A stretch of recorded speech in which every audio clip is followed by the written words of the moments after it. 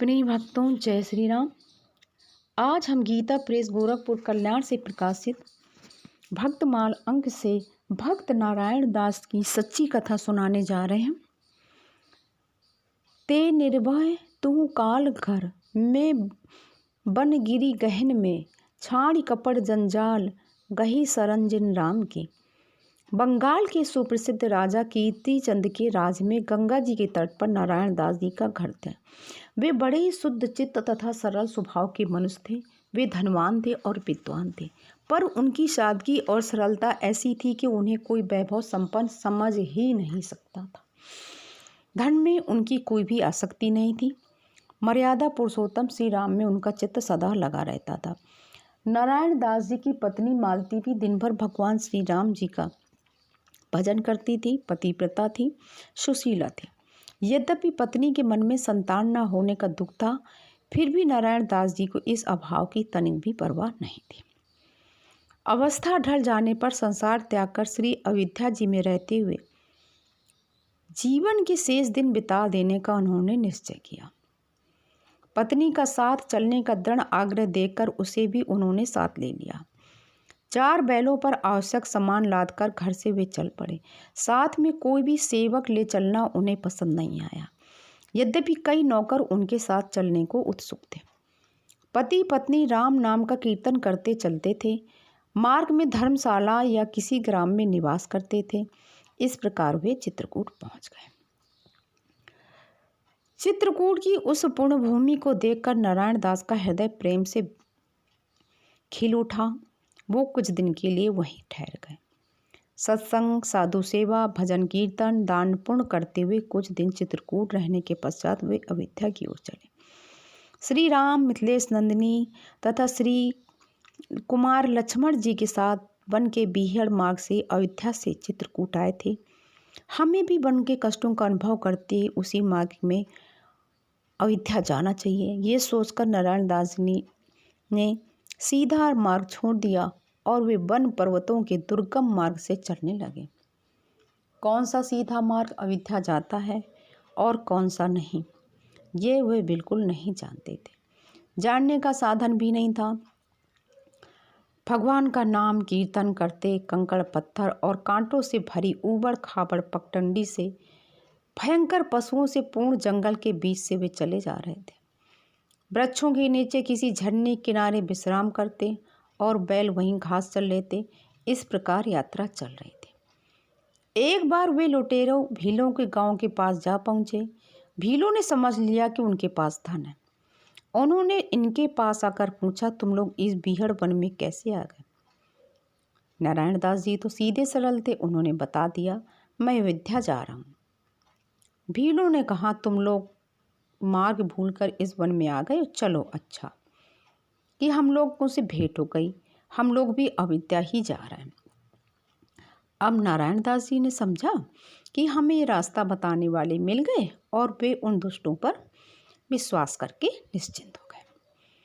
वो लोग इनको बातों में भुलाकर दुर्गम वन में ले गए और घोर वन में पहुंचकर भीलों ने नारायण दास जी को पकड़ लिया और इतना पीटा कि वे मूर्छित हो गए और उनके हाथ पैर बांधकर एक खाई में फेंक दिया और ऊपर से मरा समझकर वे दुष्ट उनको स्त्री के पास आए।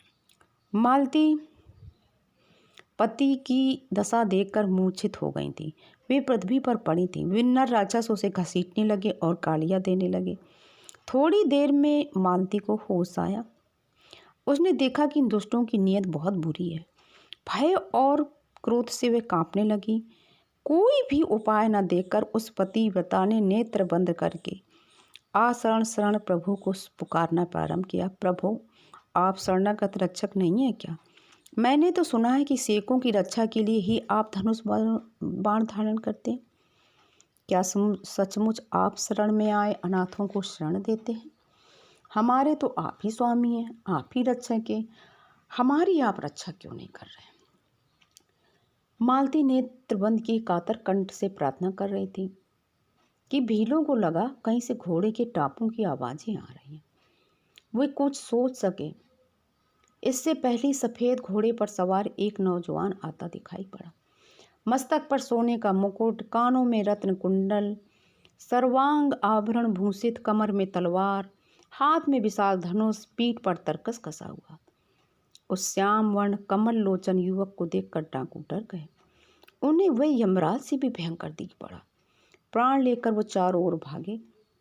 किसी का भागते समय गिरकर सिर फूटा, किसी का पैर टूटा, किसी के दांत टूटे, सबको चोट लगी, सब भाग गए वहां से। उस युवक ने पास आकर घोड़े से उतर कर कहा, माता तुम कौन हो? इस वन में अकेली कैसे आई हो?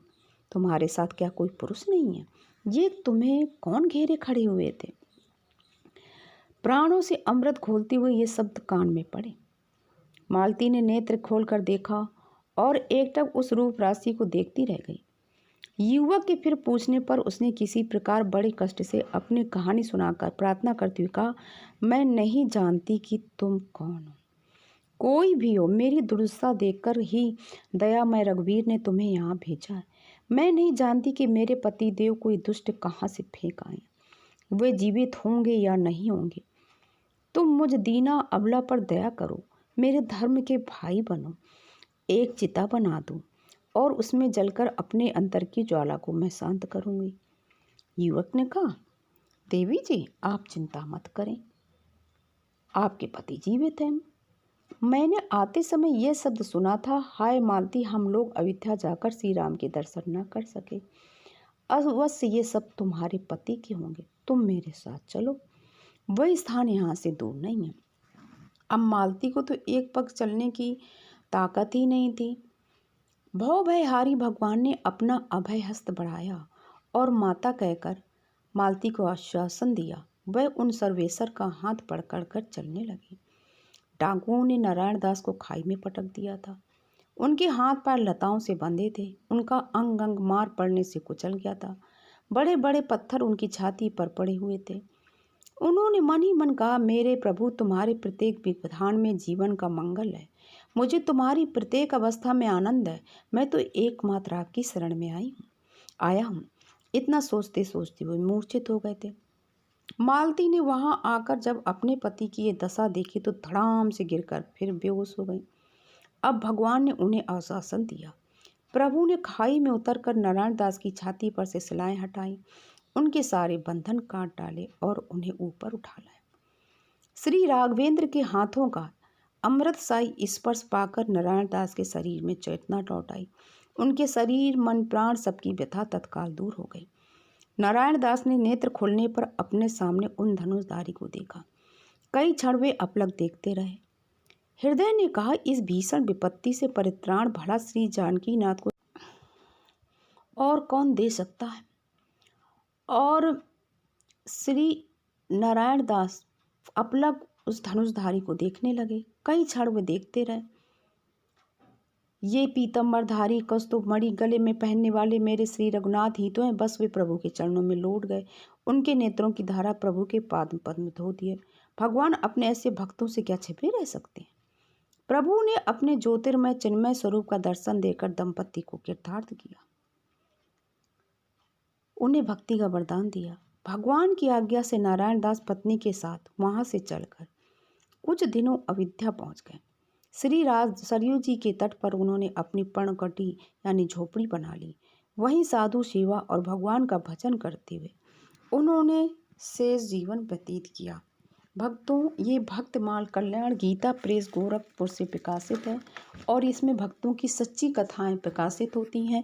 वो भक्त आज के हों या 100 साल के या 50 साल पहले के, ये भक्तमाल अंक बिल्कुल सत्य है और इसको पढ़ने से हम सबको भगवान की भक्ति आती है। बोलिए जय श्री राम।